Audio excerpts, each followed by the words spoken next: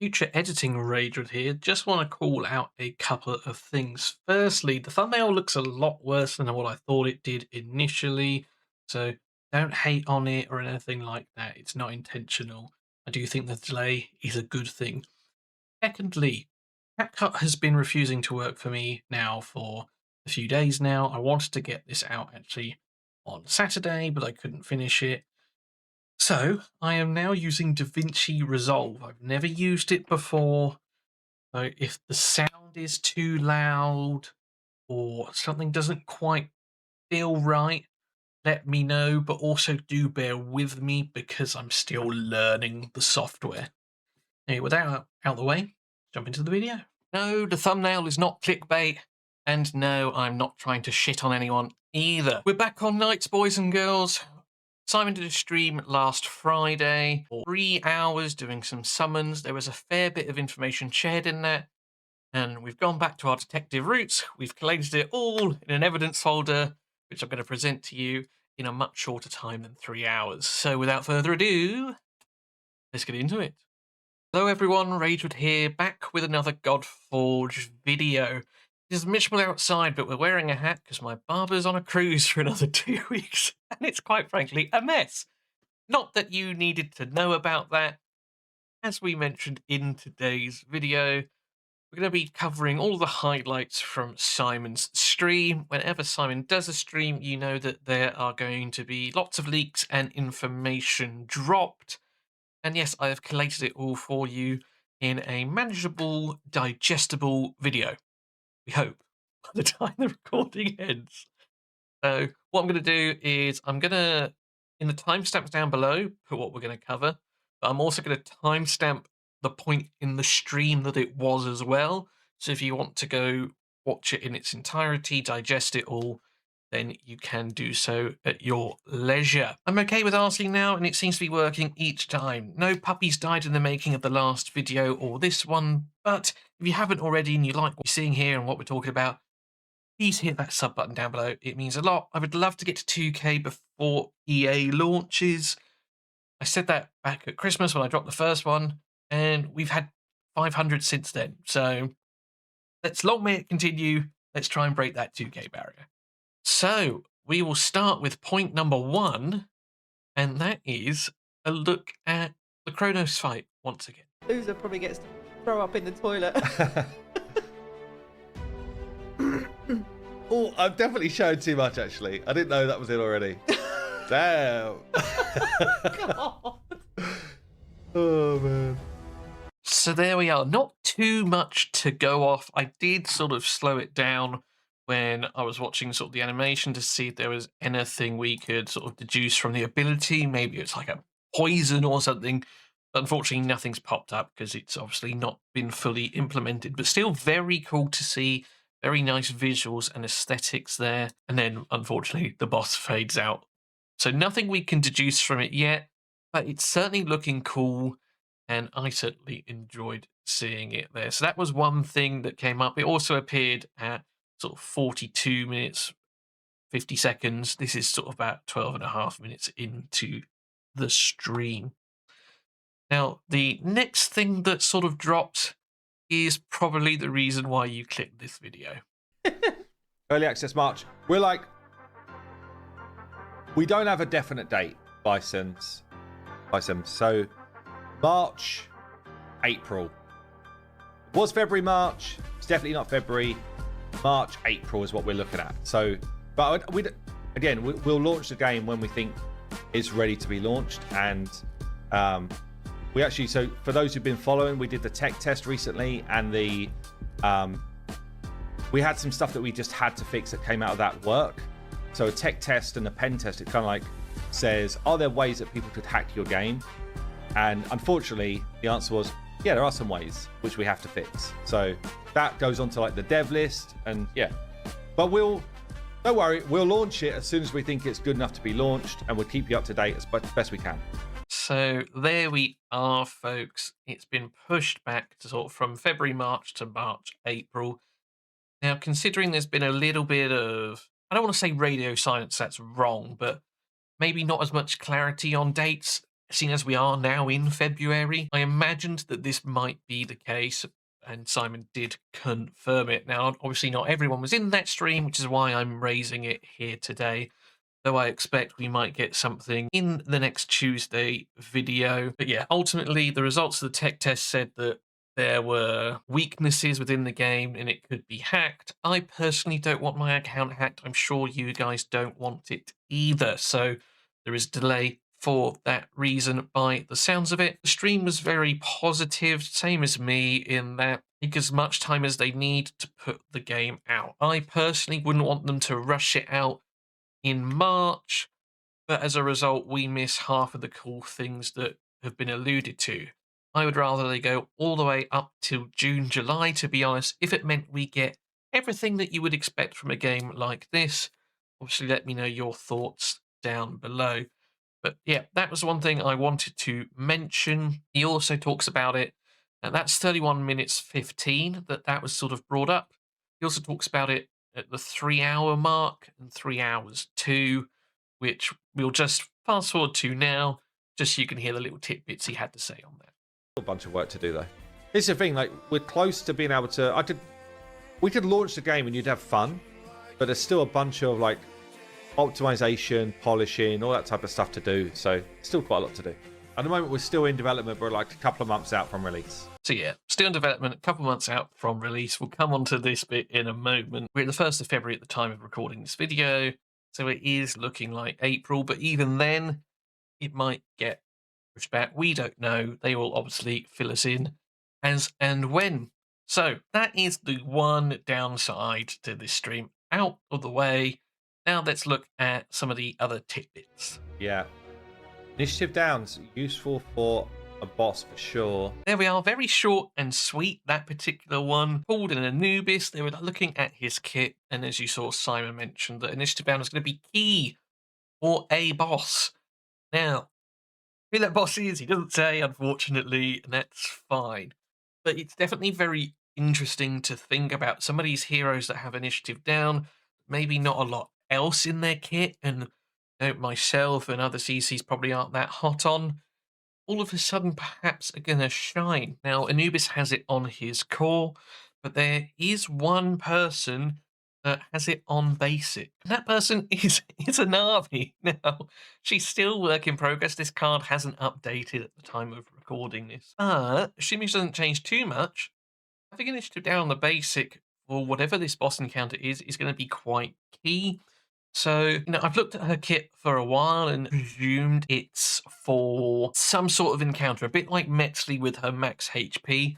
Metzli seems very clearly designed for one particular thing, and it maybe turns out Izanami might be the same. Now we look at her kit in, once again with that information, Initiative Down on basic, and then her passive itself there says when this hero attacks an enemy under Initiative Down, decrease their turn meter by 5%. So you're slowing their divinity gain with the Initiative Down and knocking their turn meter back. Could be very strong, but that little bit of information Simon gave us, Initiative Down, is going to be massive for a particular boss, is something we should all remember. The next part is probably the spiciest thing to take away from the stream.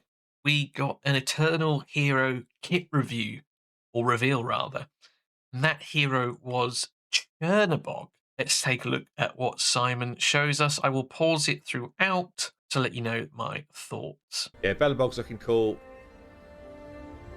Belobog's kit. Now, he does say Belobog there. It is not Belobog. It is Chernobog. You look at lore and mythos, Chernobog was of darkness, whereas Belobog was light. I believe Simon has just got his names confused here. Just jumping in on that. But looking at the basic, 50% chance to place Terrify. We see what Terrify does in a moment. Or if you watch the previous video, you will know that it increases divinity cost by 50%. If this hero joins an attack or retaliates, attacks all enemies instead, and ignores intercept and charm. A lot baked into this here. You're going to want to put him either with a Heimdall for team-wide retaliate, or as you'll see himself, he doesn't necessarily need that, but any kind of join attack with like a Shamash, or a Vivian, or an Anu are going to help him turn this into an AoE hit. So this is going to make him good in single target encounters and AoE encounters, provided you build to utilize him in an AoE fashion. Ignoring Intercept and Charm is interesting. How useful that's going to be, I don't know, but does this make him a Heimdall counter, perhaps? Or who's the dragon that got changed? Tianlong, I think it is. We saw his imprint has Intercept on it, so we can assume, I know it's very dangerous, that Tianlong has Intercept. She's going to be ignoring some of those protections as well as Charm. So cool basic kit there. Let's move on to the next one. You showed a little kit. It's got Terrify, increases divinity cost by 50%. Core Dark Assault, you attack one enemy 3 times. Place Retaliate on himself for 2 turns. If Belobog is on the team, the buff cannot be removed or reduced. Also, if the enemy is defeated, give himself 100% divinity. Oh, you're going to want to kill things with this guy. You're really going to want to kill things with him. Placing Retaliate on him, so when he gets hit, his basic attack's going to then be an AoE back, which is incredible. Belobog not being able to have it removed or reduced is nice. How likely it is we're going to get the pair, I don't know. But if he defeats an enemy, gives himself 100% ult. So you could kill someone with the ult, use this, get a counterattack kill or something through the Retaliate or the follow-up, and then be able to cast your ult again. It's pretty big. Now that's likely only going to occur in like PvP encounters or wave-based content. Against bosses, obviously when you kill the boss, you don't need your ultimate because the boss is dead. But in the eventuality that a boss has minions, like we've seen with Desecrated Daimyo, for example, this is going to be great. You could ult and then use your basic or core to kill a minion, then use your ult again to kill another or even the boss. And you really are going to want to be using this ultimate on a boss, as we will see in a second. But very cool core ability as well. Now let's look at the basic. Not the basic, the ultimate. Got Retaliate for himself. Should we show more? Should we show more?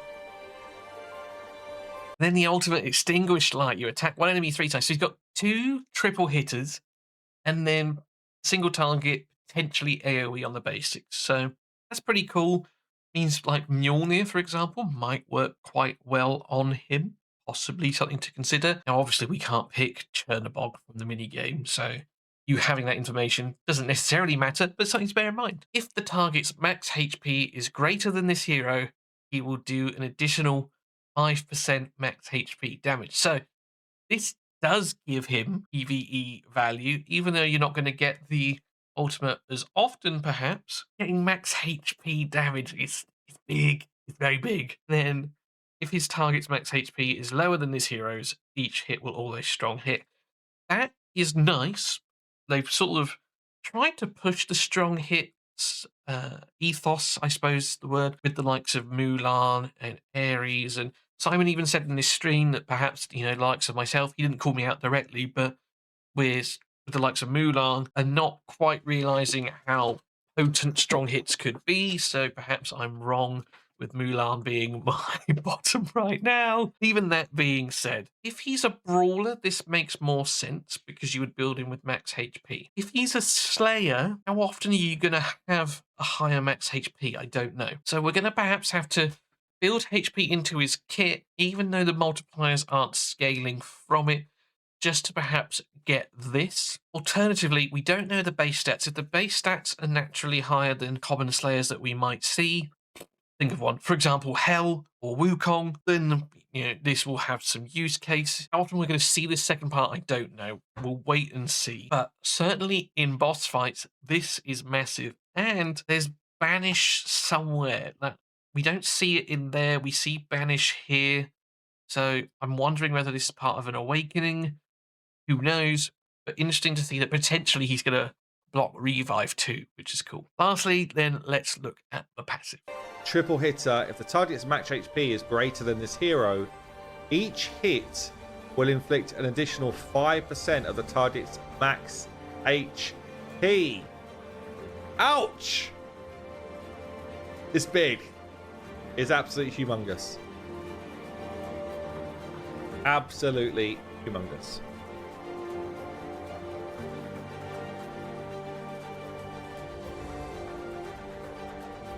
It's big.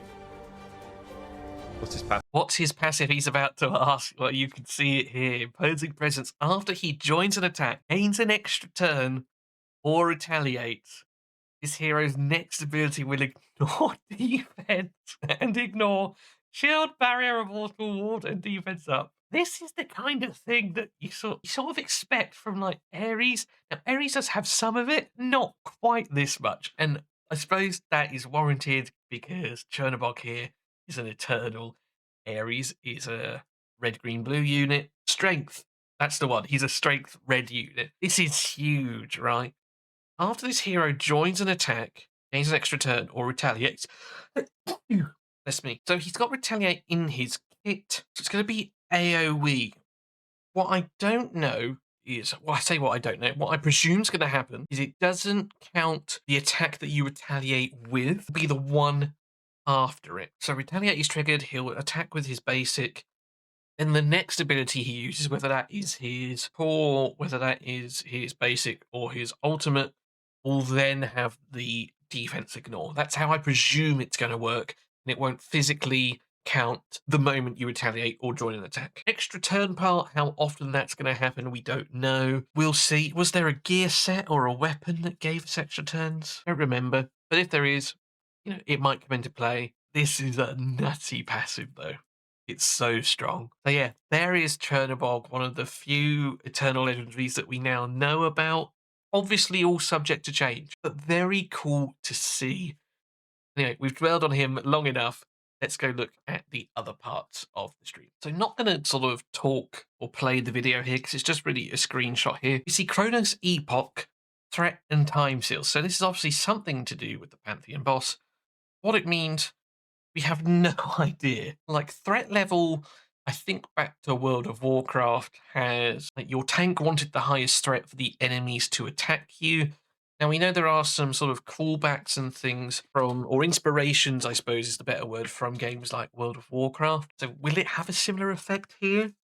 I don't know. We see 1 to 4. Maybe if your damage dealer's doing the most damage, they get a high threat level. I don't really know what to take from this, but it was cool to see. We can't really talk on it anymore because this is all we've got. But you let me know what you think threat and time seals are in the comments down below.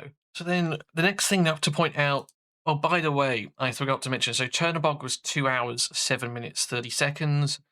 Threat and time seal thing was 2 hours 44. Then we see Mulan's Awakening 1. This is 2 hours 51 and 40 seconds. This is the first time we've seen anyone, not in alpha, at least I believe, Awakening. If this hero is under vanish, ignore 30% of the target's resistance. Mulan is all about being under vanish and increasing her strong hit chance. She's a strong hitter. So a lot of it is baked into being under vanish. This is another part of it as well. She does place Drain and Hex on her ultimate. So being able to ignore 30% of the target's resistance is going to allow you to reduce the accuracy requirement you need on her. So you can pump more damage into her. Now, seeing this, and perhaps unfortunately, we don't see any more. The rule was every time they pulled a dupe on the stream, they would show an Awakening. We got to see Anubis and Mulan. I think that was it. And Anubis was in alpha. But this is pretty big. So under vanish, she's ignoring resistance. She's going to be increasing her strong hit chance too.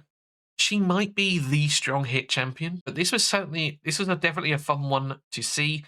Now, I still don't recommend people pick her from the Godforge minigame, but we're starting to see her sort of come out of her shell a little bit and see what she is all about. So this was a very cool one to see. The last 2 things, or 3 things here, are going to be very quick. So we'll jump to 2:54:46.